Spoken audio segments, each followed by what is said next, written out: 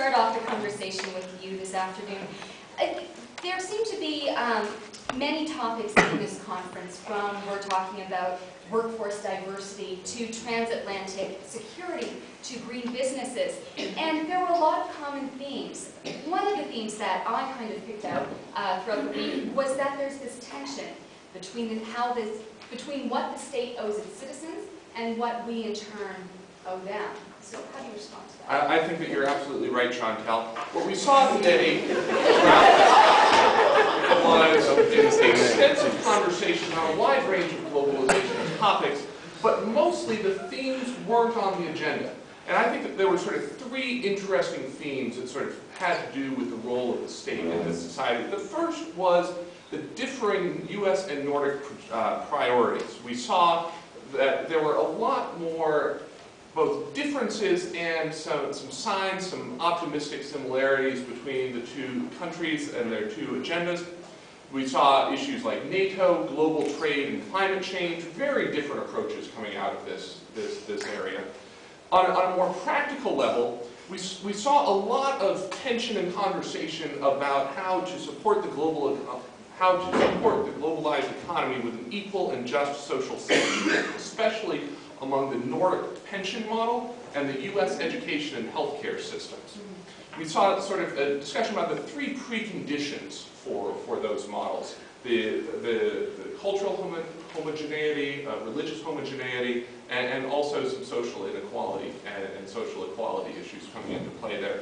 And what was interesting is that all three of those things are changing. The Nordic model has traditionally relied very heavily on those. The U.S. has been lacking in all three of those areas. And so it's really going to be an open question whether the government will be able to address these challenges early enough and fast enough to solve these problems without some truly tough choices down the road. On a more abstract level, both regions are struggling with questions of sovereignty, language, diversity, and alienation. We've seen in the last decades the great value that can come from global migration if assimilation is successful, and the huge dangers that can come when groups feel alienated.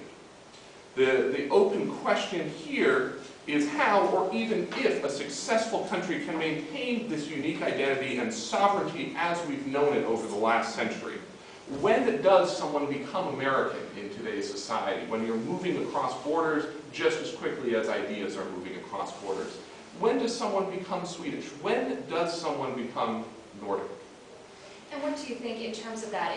Do you think the Americans actually do a good role of that? Can people from other countries successfully come in, integrate, and call themselves American within a very brief time?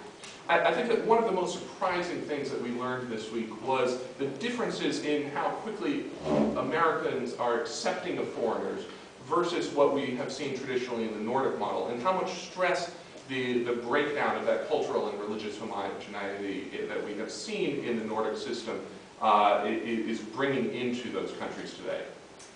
Now, during the week, it just didn't focus only on the relationship of the states to the individuals. We also looked at business. And Naya Boone, I'm going to ask you a question now. You're in the private sector, and so how do you see the relationship and the different correlations, that type of tightrope per se, that businesses should actually play or have in terms of their employees, their consumers, people on other businesses on a global level? You're right on, and first of all, thank you very much, Darren. I really appreciate your insights here. I think we can all agree that change is the new name of the game. And what I learned from a Nordic perspective this week is really how we need to work with innovation and entrepreneurship and couple these two in countries. We have so much human and intellectual capital in these countries, and we really just need to find new ways to utilize this to create new business opportunities, because we cannot just rely on Nokia or Sato Hydro to be the cornerstones of our societies.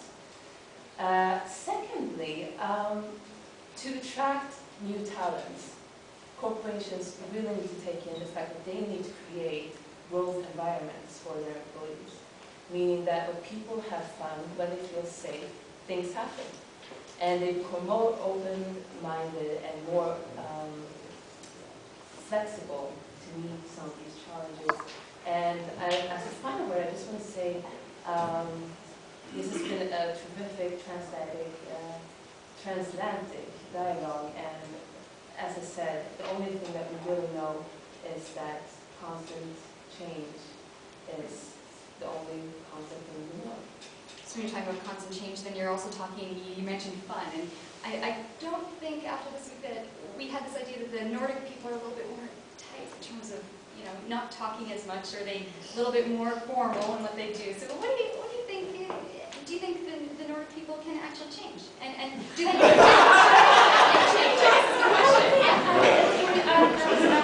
So much forward. I'm so glad. I'm all you remember being here. We've had such a great time together, and I think that through media and through just the change in Facebook, Scandinavians are also getting used to projecting themselves. So you have a Facebook account. I have a Facebook account without party pictures. That's a boring right, already.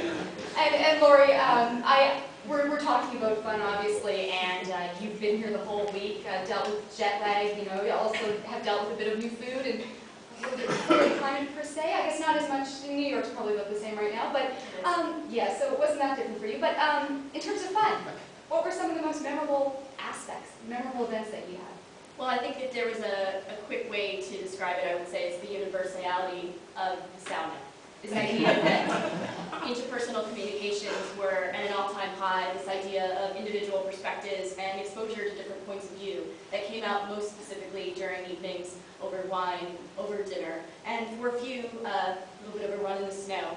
This idea that our approaches to life, regardless of our age, our nationality, or our background, really brings us together. The sense of commonality with life, with love, with relationships, with history, with war, with our interests. And it was not only that there was a commonality across the delegations from the different nations, but also even amongst the United States delegates. And I think that so much of what we see now as it's coming out in the elections is this sort of coming together of America over change. And it was a really amazing experience to be with other United States delegates who came from different points of view, different government positions, and different walks of life.